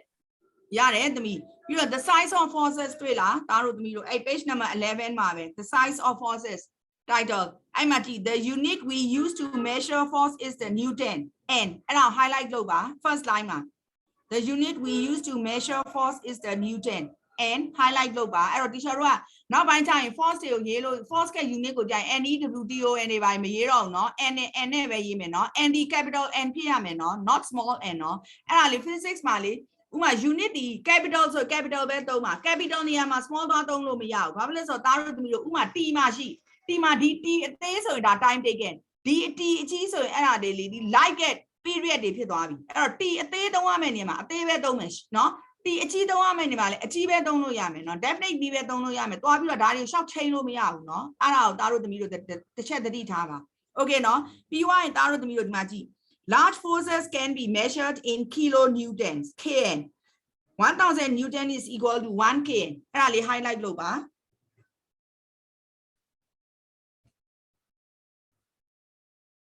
No, yala the mile. Yeah, shit. Okay, as I don't be written, no, okay. Be two out my sheet. Title are vectors and scalars. And I teacher Taro the middle, oh, society something no vector and scalars or a party less or a pure baby. You don't mind me, Dela, because copiosi do. Hey, come here, teacher. Pure Sama. Scalar ma bari pale, scalar quantity ma. Scalar quantity magnitude only Magnitude pa me, unit pa me. Unit pa. Direction bala. About. As a speaker, scalar la vector la speed. Scalar. Scalar, okay. Arrow vector ema so in teacher how you like and no me. Vector ajaro bari pale the mile magnitude pare piro. magnitude and direction pa. Direction pare unit pa me no to me. Unit ka no pa me. As a vector ajaro scalar la vector la. Sorry, vector le. Sorry, velocity pure ham no eh. Velocity vector. Vector, okay, hobby, okay. And as a good teacher, displacement ne, hoane she distance ne she de. If only the me, displacement and distance ma peduga scalar. Distance. Right, man, hobby, neti eh. And as what displacement ma vale the me. Right, hobby, I'm not that to me, Tori. Okay, hobby, get as a good teacher, yavi, no. PY in magic, teacher, how your baby. Some important forces, I forced it, mama, yeti de forced it. Don't go she de, Taru to me. Here's one weight. Weights or a jump less or gravitational force jump hitter. Now, Kona teacher, try to be Taru to me, Cavallo, a lemma co she, I go and if you're gravitational force name. A no object, I'll go. Stretch on no error teacher like gravitational force go. Then the obvious weight low correct. No, be now that tabby or Taro the middle, yeti problem in Matakali time. Newton beta lotion, sorry, force beta, it is equal to weight beno. Force net weight net to beno, the show problem in my force beta mean. As a force go down the middle, weight to use Sabi Trevor. Eddie Lobe, weight go beta be also in it, and a force to use Sabi Trevor. No force net weight net to do no, and I'll teacher tap your no, okay, no, hobby no, weight be tension. Tensions or a little the middle, loan swear I mean bula. Macalaria, me movement in Turoria, Kilungaris or Dilumuli. You might nay out, you might day out, Toyagua, man, Toya, Tibema, Garu, Nangero, Richard, and Moma, Elum, loans where I am a moya, so you that. Taro the middle prepared me, who bought a body so dear, Dima Joneva. Dila, I join a Hobeti Betty Suejara, I'm a later Began, Shone, no, Malere Began 9, get who do not loan swear navy. Tuga. Dibego swear, pool bono, to a swear matiro, Bine is or Biale, Tubago swim, pool so Edima Bashini less or tension she needs. No, I tension a blue domes or dilodomet, what the level swim, Eddie Lowe, Eale, Bio Dibego pian swim, Tubago pian swim, so two tension diloshime. Hobila, Arrow, Digawa leda.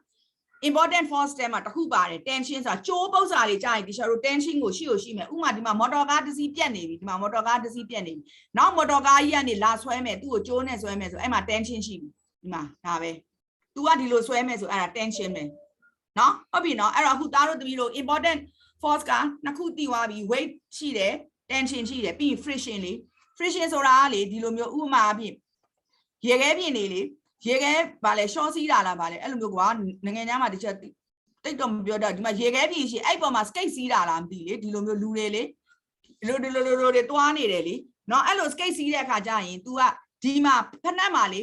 သူတို့စီးတဲ့ဖက်နှက်မှာအောက်မှာလေတန်ချွန်နေပါတယ်ဒီလိုတန်ချွန်နေပါတယ်အဲ့ဒါတန်ချွန်နေဘာလို့ပါလဲဆိုတော့သူတို့ချော်မလဲအောင်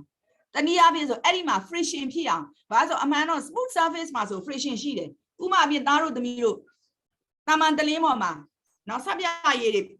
ချော်ဆက်ပြရည်လောင်းချလိုက်ပြီးသမီးတို့သားတို့လမ်းလျှောက်ကြည့်စမ်းချော်လဲလားလဲပြီအဲ့ဒါဘာဖြစ်လို့လဲ no friction မရှိလို့နော်ဘာလို့ဆို friction က motion နဲ့ဥပမာအပြင်ဒီချောနေတဲ့မျက်နှာပြင်မှာသမီးတို့ကဒီလိုသွားနေတယ်ဆိုရင် friction ကဒီဘက်ကိုသွားတယ်သူကအမြဲတမ်းဘာဖြစ်လဲဆိုလူရဲ့ object ရဲ့ motion နဲ့ friction ရဲ့ motion နဲ့ friction ရဲ့ direction နဲ့ object ရဲ့ direction နဲ့ကအမြဲတမ်းဆန့်ကျင်ပဲအဲ့ဒါမှ teacher တို့ကဒီလူလဲမချမှာနော်ဟုတ်ပြီနော်အဲ့တော့အခု तू ကဘာလုပ်လဲဆိုလို့ရှိရင် friction ဒီတနည်းအားဖြင့်ဆိုလို့ရှိရင်ဒီသွားနေတဲ့ direction ကို slow down ဖြစ်အောင်နှေးဝအောင်လုပ်သွားနိုင်တယ်နော်အဲ့ဒါဆိုအခုဒီမှာ3ခုရှိပြီနော် okay နော် important force 3ခု number 1 gravitational force တနည်းအားဖြင့် weight နော် okay နော် number 2 tension number 3ဘာလဲခုနအခု teacher ပြောတယ် friction okay နော်ကဲအဲ့ဒါဆိုရင်အခုဒီမှာ teacher တို့ကပုံဆွဲတော့မယ်ဟိနော် teacher တို့ဒီကောင်တွေကို force တွေကို teacher တို့ပုံဆွဲရအောင်ပုံနဲ့ပြမယ်ဥပမာအပြင်ဒီမှာအခုကောင်လေးတယောက်ရက်နေတယ်နော်အဲ့ဒါဆိုရင် object တိုင်းမှာတော့ weight ရှိတယ်သားတို့သမီးတို့ဘာလို့ weight ရှိလဲဆိုရင် object တိုင်းကမ္ဘာပေါ်မှာရှိသော object တိုင်းပေါ်မှာ gravitational force ကတက်ရောက်နေတဲ့အတွက်ကြောင့် weight ကိုရှိတယ်နော်အဲ့ weight ဒီအမြဲတမ်း downwards အောက်ကိုသွားနေတယ်အဲ့တော့အခု teacher ဒီမှာဒီလိုဆွဲလိုက်ပြီဒီမှာဒါ weight နော် w ဟုတ်ပြီနော်ဒါ weight နော်ဒါကောင်နေဒီမှာကြမ်းပြင်ပေါ်မှာရက်နေတာနော် okay weight ကဲပြီးတော့အခု number b ကိုကြည့်တယ်သားတို့သမီးတို့ number b မှာကျိုးနေလေဒီမှာကောင်လေးကိုဆွဲနေတယ်ဒီမှာဗာလဲ tension t နော်ဒီမှာဘယ်လောက်ရှိလဲဆိုတော့ तू က150 newton ရှိတယ်ဒီမှာ weight သူဘယ်လောက်ရှိလဲ800 newton ရှိတယ်နော် okay နော်ဒါပေမဲ့အဲ့ဒီပုံဒီကလေးရောဒီကောင်လေးရောဒီကောင်လေးပေါ်မှာတက်ရောက်နေတော့အားတွေကမပြည့်စုံပါဘူးသူတို့ဖော်ပြထားတာဟုတ်ပြီနော် okay နော်သားတို့သမီးတို့မပြည့်စုံဘူးပြည့်စုံအောင်ဒီချက်ပြန်ဆွဲပြမယ်ဒီမှာအခုဒီမှာကောင်လေးရက်နေဒီမှာအခုသူ့ရဲ့ weight 800 newton အဲ့ဒီမှာကျန်ကောင်လေးနဲ့ဒီမြေကြီးနဲ့ contact မဟုတ်ဘူးလား contact ဆိုရင်ဘာဖြစ်နေလဲနောက်ထပ် force တစ်ခုရှိမယ်အဲ့ force ကဘာလဲ contact force ဒါဒီ weight နော်အဲ့တော့ contact force ကဘယ်ကိုသွားမလဲဆိုဟဲ့မှာဒီဟဲ့ weight ကစန့်ကျင်ပဲအပေါ်သွားနေမှာဘယ်လောက်ရှိလဲအခုဒီမှာဒီပုံရဆို800 newton ရှိတယ်ဒါအောင် teacher တို့ကသားတို့သမီးတို့ text ထဲမှာ F လို့ရေးတယ်နော် this is the contact force နော်ဟုတ်ပြီနော်အဲ့တော့အခုသားတို့သမီးတို့ဒီမှာကြည့်800 newton ဒီမှာ800 newton contact force နဲ့ weight နဲ့ကတူနေတယ်အဲ့ဒါကြောင့်အဲ့ကောင်လေးကဒီလိုမတက်လေးရက်နေနိုင်တာနော်အကယ်၍များဒီကောင်က800 newton မဟုတ်ဘဲနဲ့500 newton ပဲရှိမယ်ဆိုအဲ့ကောင်လေးဘာဖြစ်သွားနိုင်လဲပါမြေကြီးမှာကောက်ပါ ကဲပါလဲကြသွားမယ်ဒီလို fall down ဖြစ်သွားမယ်ဘာဖြစ်လို့ fall down ဖြစ်လဲအောက်ကအကောင်က weight များ sorry ဟိုဘာဖြစ်လဲ magnitude များနေတာဟို तू က800တောင်ရှိနေတယ်လीဟုတ်ပြီလားဒီကောင်က500ပဲရှိတယ်ဆိုသူကောင်လေးဘာဖြစ်လဲဒီလို fall down ဖြစ်သွားပြီအဲ့တော့ fall down မဖြစ်တာဒီဘာဖြစ်လို့လဲဆိုအဲ့ကောင်လေးရဲ့ weight နဲ့အဲ့ကောင်လေးပေါ်မှာရှိတော့နောက်ထပ် weight force တစ်ခုဖြစ်တယ် contact force နဲ့ဘာဖြစ်နေလဲ magnitude ချင်းတူနေတယ် direction ဘာဖြစ်နေလဲစန့်ကျင်နေတယ်အဲ့ဆိုအဲ့မှာ resultant force ဘယ်လောက်ရှိမလဲနုံနွေးဒီပုံမှာ resultant force ဘယ်လောက်ရှိမလဲ 0 right 0ဘာဖြစ်လို့လဲ direction စမ်းကြည့်နေဆို teacher ပထမဦးဆုံးမှသင်ပြီးပြီเนาะနှုတ်မယ်လေဟုတ်တယ်เนาะ mathematically ရနှုတ်မယ်เนาะဟုတ်ပြီเนาะ mathematically ရနှုတ်မယ်ဆိုလို့ရှိရင်ဘာဖြစ်လဲဒီကောင်က0 okay ကဲဒီကောင်လေးကိုကြည့်အောင်ဒီမှာသူ့ကိုကျိုးနဲ့ဆွဲနေတဲ့ကောင်လေးကျိုးနဲ့ဆွဲခံထားရတဲ့ကောင်လေးဒီကောင်လေးမှာကြားလို့ရှိရင်လည်းရှိတဲ့ force တွေကိုအပြည့်အစုံ teacher တို့ဖော်ပြမယ်ဒီအောက်ကို weight ရှိမယ်ဒီကောင်ဒီဘယ်လောက်လဲဆို800 newtonပြီးရင်ဒီမှာ contact force ရှိမယ်အပေါ်ကိုသွားမယ် F ဒီမှာ800 newton ပြီးရင်ဒီမှာသူ့ဒီကနေကျိုးနဲ့ဆွဲနေတယ်မလားကျိုးနဲ့ဆွဲနေတယ်ဆိုရင်ဒီမှာဗာလဲဆိုဒါ tension T ကဘယ်လောက်ရှိတယ်150 newton အဲ့ဒီမှာ तू ကဒီဘက်မှာရှိမယ်အဲ့ဒီကောင်ဗာလဲဆို friction ပဲဒီမှာ F အဲ့ F ကကြတော့50 newton ပဲရှိတယ်အဲ့ဆိုအဲ့ကောင်လေး ရွေ့မလားမရွေ့ဘူးလားနေကြည့်အဲ့ကောင်လေးရွေ့မလားမရွေ့ဘူးလားသမီးလေး ရွေ့တယ်ဘယ်ဘက်ကိုရွေ့မလဲ east ကိုရွေ့မလား west ကိုရွေ့မလားမောင်လေ forward upward ရွေ့မလား downward ရွေ့မလားဘယ်ကိုရွေ့မလဲ East east ကိုရွေ့ဘာဖြစ်လို့ရွေ့လဲသမီး tension ဟမ်သမီး tension ကြောင့် tension ကြောင့်ဟုတ်ပြီလေသမီး tension က150 newton tension နဲ့အခုသမီး friction နဲ့ကိုစဉ်းစားအောင်ဒါ same magnitude လားဒီမှာ50ရှိတယ်ဒီမှာ150ရှိတယ် same magnitude လားသမီး tension များနေ အေး tension များနေတယ်အဲ့ဆိုသမီးဒီလိုမျိုးသွားမှာလေအရှေ့နောက်သွားမှာဒီကျတော့ resultant force ရှိနေပြီဟုတ်ပြီနော်သမီးလေး resultant force ကိုလိုချင်ဘာလုပ်မလဲများတာတွေကနေနဲတာနှုတ်ဘယ်လောက်ရမလဲ100 newton ဟုတ်ပြီနော်ဒီကောင်ဒါ resultant force R ပေါ့ resultant force ကို R နဲ့ရေးတယ်100 newton သမီး direction ဘယ်ကိုသွားလဲ east အေးဘာဖြစ်လို့ east ကိုသမီးရွေးလဲ tension များ နော် tension များတယ်လို့မပြောနဲ့သမီး150 tension ရဲ့ magnitude များလို့ဟုတ်ပြီလားသမီးလေးနော်အဲ့ဒါကြောင့် तू ကအရှေ့ကိုရွေးတယ်နောက်ဆိုဒီအပေါ်နဲ့အောက်ကိုဘာဖြစ်လို့အဲ့ तू ကအပေါ်ဒီလိုတက်သွားအောက်ကိုဒီလိုကျသွားဘာဖြစ်လို့မဖြစ်တယ်လဲရမုံဘာဖြစ်လို့လဲသမီး ဟိုရှေ့ရနဲ့ကြည့်ရတယ်တူတော့နှုတ်လိုက်ရှိလို့ အေးဟုတ်တယ်တနည်းအားဖြင့်ဆို contact force နဲ့ weight နဲ့ same magnitude ဖြစ်နေတယ်နော်အဲ့ဒါကြောင့်ဒီလိုမျိုး तू ကဒီလို upward downward မှာကြာရင် resultant force မရှိတော့ तू ကဘယ်မှာပဲရှိမလဲဆိုရင် backward နဲ့ forward မှာပဲ resultant force ရှိတယ်အဲ့တော့ resultant force မှာ magnitude များတဲ့ဘက်ကိုဒီကောင်လေးရွေ့သွားမှာပေါ့အဲ့ဒါကြောင့် तू ကဘာဖြစ်လဲ east ကိုရွေ့တယ်လို့ပြောတာပေါ့ဟုတ်ပြီနော်သားတို့သမီးတို့နားလည်ပြီနော်အဲ့ဒါဆိုရင် okay ကဲအဲ့ဆိုတို့ highlight လုပ်အောင်သားတို့သမီးတို့ page number 12ကိုကြည့်သားတို့သမီးတို့ page number 12မှာ some important forces ဆိုတာရှိတယ်နော်အဲ့ title ရဲ့အောက်မှာ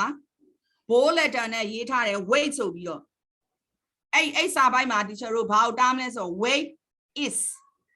နော်ပြီးသွားရင် the number that we give to ကိုမတားနဲ့ weight is the pull of gravity on an object near the earth's surface the pull of gravity is approximately 10 newton on each kilogram အဲ့ဒါလေးတားပါအဲ့ဒါကို highlight လုပ်ပါနော် okay တယ်နော်ပြီး tension မှာလည်းအဲ့လိုပဲ tension is a force that acts through a stretch rope when two teams pull on a rope it is under tension okay အဲ့ဒါကို highlight လုပ်ပါ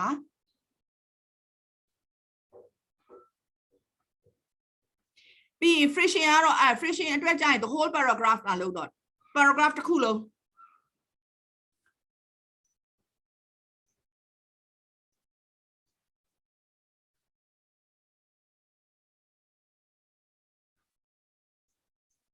ရပြီနော်ပြီးတော့အောက်မှာ drawing forces မှာ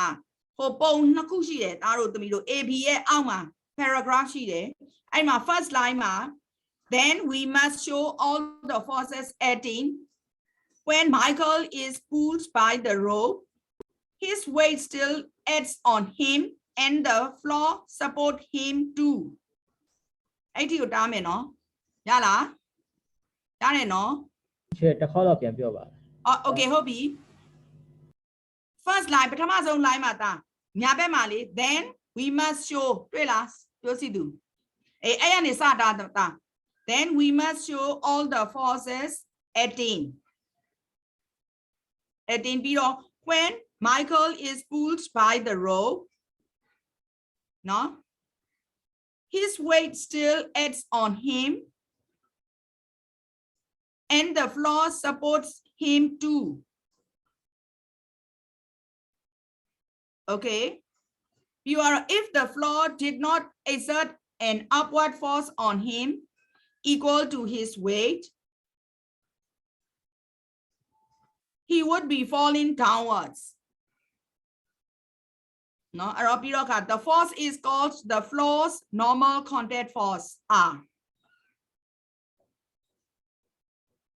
the floor will also exert a frictional force on him in the opposite direction to that in which he is moving. Okay.